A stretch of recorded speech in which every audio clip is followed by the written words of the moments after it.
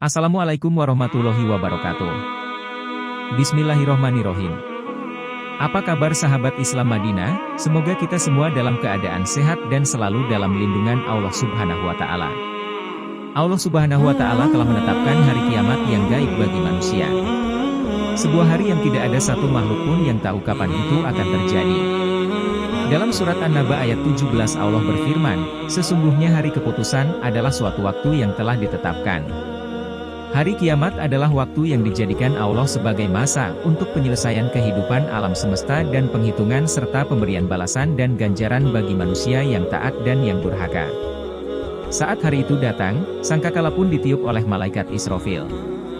Dalam surat An-Naba ayat 18 Allah berfirman, berkelompok-kelompok manusia mendatangi sumber suara itu. Yaitu hari yang pada waktu itu ditiup sangkakala lalu kamu datang berkelompok-kelompok. Hari ketika Allah menugaskan malaikat Israfil untuk membawa sangkakala dan meniupnya 2 kali. Tiupan pertama merupakan tiupan untuk makhluk hidup di dunia ini untuk menuju kematian. Tiupan kedua akan dibangkitkan manusia yang sudah meninggal dari kuburnya seperti yang sudah Allah sampaikan dalam surat Az-Zumar ayat 68. Dan sangkakala pun ditiup, maka matilah semua makhluk yang di langit dan di bumi kecuali mereka yang dikehendaki Allah. Kemudian ditiup sekali lagi sangkakala itu, maka seketika itu mereka bangun dari kuburnya menunggu keputusan Allah.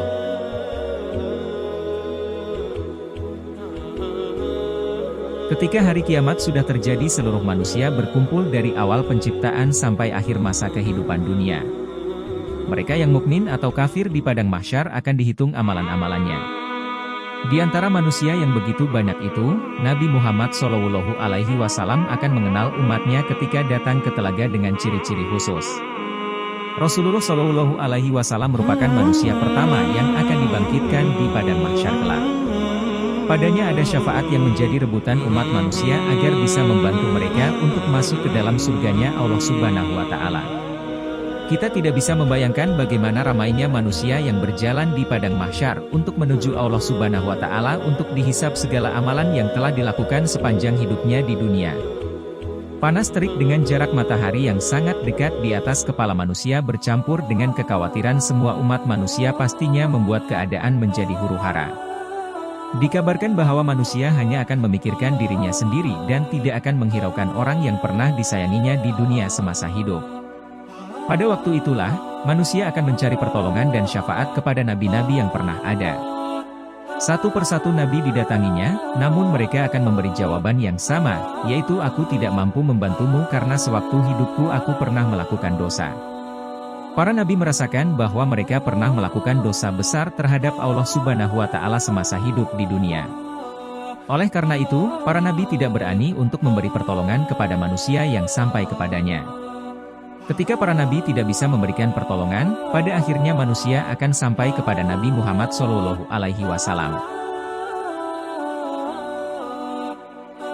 Diriwayatkan dari hadis Muslim Rasulullah SAW bersabda, semua nabi memiliki doa yang mustajab, semua nabi menyegerakan doa mustajab mereka. Adapun aku menyimpannya untuk umatku sebagai syafaat bagi mereka dan itu akan didapatkan oleh umatku yang meninggal dalam keadaan tidak menyekutukan Allah dengan sesuatu apapun. Ketika itu manusia bisa mengenali Nabi Muhammad SAW sebagai pemberi syafaat. Namun apakah Rasulullah SAW akan mengenalnya? Dan bagaimana Rasulullah SAW mengenali umatnya?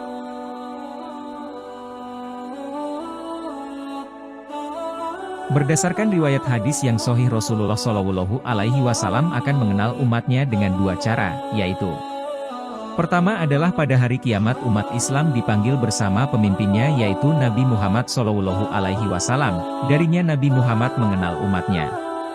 Kedua, melalui tanda putih bercahaya pada wajah, kaki dan tangan yang merupakan anggota yang terkena air wudhu, cahaya inilah yang menjadi pembeda dari manusia yang lain.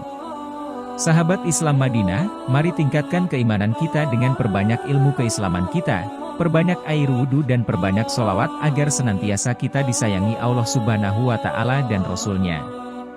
Semoga kita semuanya adalah orang-orang yang dikenali Rasulullah SAW pada hari akhir dan mendapatkan air minum dari telaganya. Amin wallahu alam. Wassalamualaikum warahmatullahi wabarakatuh.